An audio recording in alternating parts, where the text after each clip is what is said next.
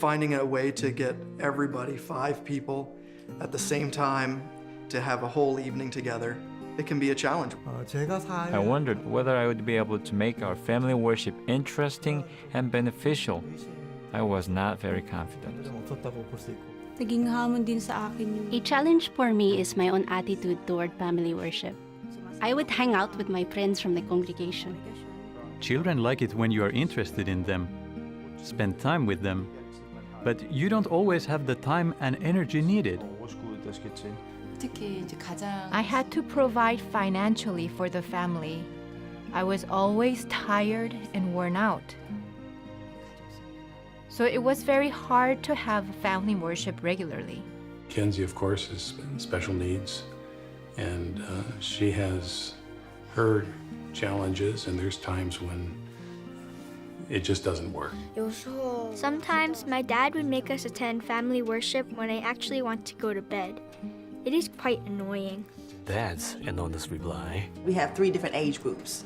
We have a teenager, we have a preteen, and we have a son who's very active, hyper. My husband, not being a worshiper of Jehovah, might have different plans for the family.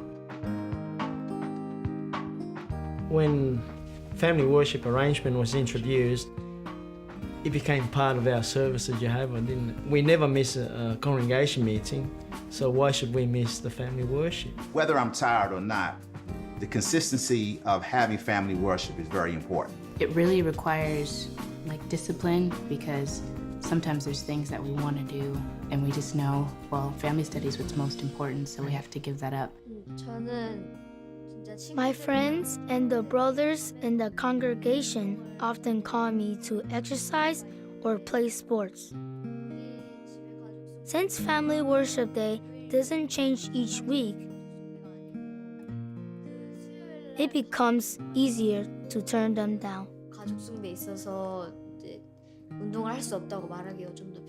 I've said to the girls, let's try to push each other, let's try to encourage each other, because it's not easy. I feel it has to start with me making that time and effort to leave work on time in order to be able to honor our family worship. I became confident that this can really be successful. I think the most important is the love we have for Jehovah. That keeps us going. I think that's our motivation. We are determined to teach her as much as we possibly can and that she'll possibly understand, so that the truth will mean everything to her too. We'll get there. We'll get there. We're a family, and things pop up. Something can come up unexpectedly. So when we need to cover all the angles. We make it relaxing.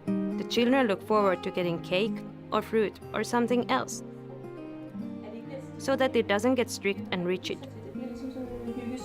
We have to know when to be flexible. When you have children, we feel that you have to make small, short sessions so that they can concentrate on the subject being discussed.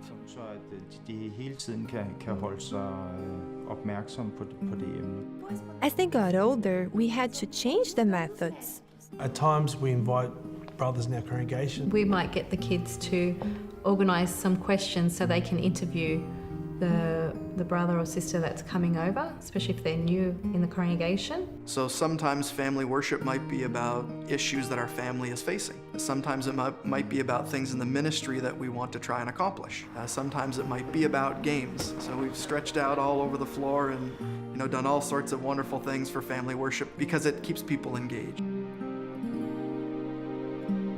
It's all about asking the family, what do they like to talk about? If a family's involved, it is a family worship. Rather than dad or myself setting out the agenda for family worship, well then it'll be a dad's family worship, not the whole family. But if we get the feedback from the whole family, from everyone gets to put in ideas, then we just plan that accordingly. The reality of what we need now for relevance is we need to make sure that they're grounded in their faith and belief. At every family study, we always try to focus on the kids' spiritual goals. Once a kid at school came and asked me if I could play for the football team. And I thought it was a good idea, so I went to Dad and asked him. And then he said, oh, why don't we try something called role reversals? I would play the dad, he would play the son. In my case, the biggest pressure I have to face is dating in school, and family worship helps me a lot. Instead of allowing my problems and negative emotions to fester within me, I share these feelings with my family during family worship.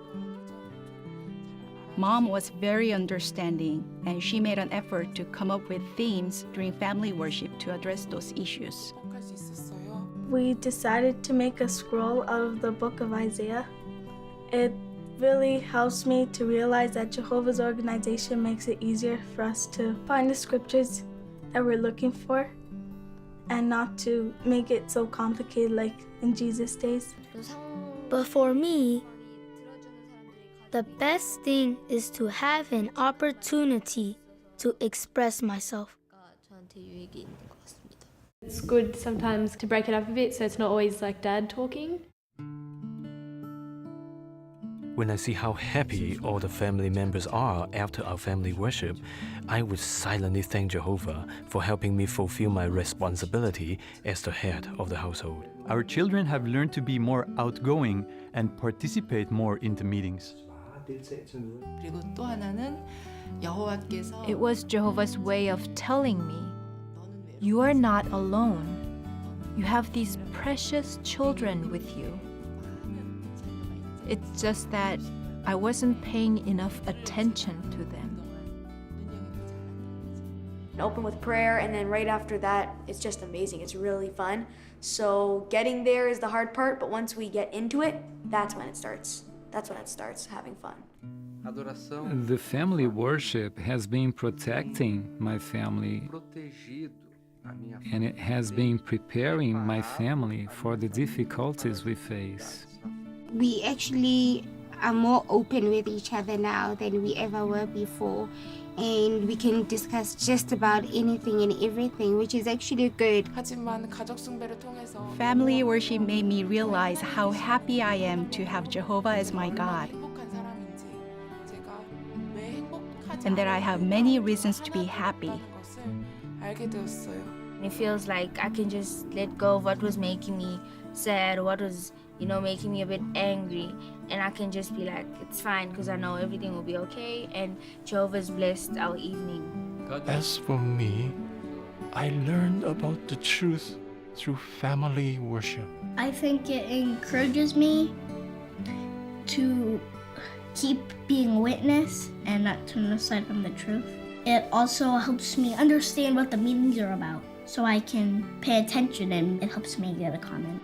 Through his prayers, we are able to see that Dad's relationship with Jehovah is really close, and this encourages me to also enjoy a close relationship with Jehovah. So family worship has taught me to preach boldly about the truth, even at school. I was able to cut down association with worldly friends thanks to family worship. I think for me it must be each other's company. That's a highlight of family worship for me. Now, can you imagine if Daddy said, you know what? On Mondays, we're not going to do our family worship anymore. How would you feel about that? Sad. Why would you feel sad about that? Because I want to do it. Well, tell me why you want to do it. So I can color the picture and find the missing pictures and read the Bible. Right. What do you think? You think Jehovah's happy when you do things like that? Family worship is just so important.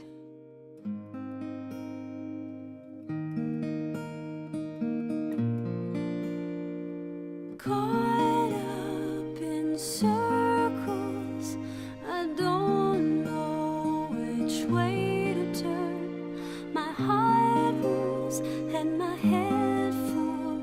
Too late, I've fallen in love. To do what's right is a constant fight.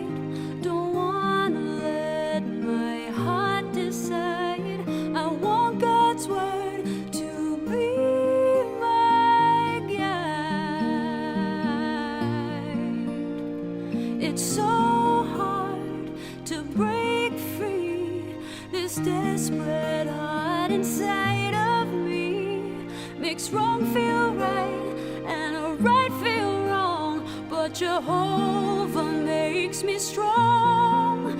He says, know that I love you. I don't want to lose you. Trust in me in all you do. I'll be here to help you. But are you making the right sacrifices? Our life is shaped by the choice we make. We have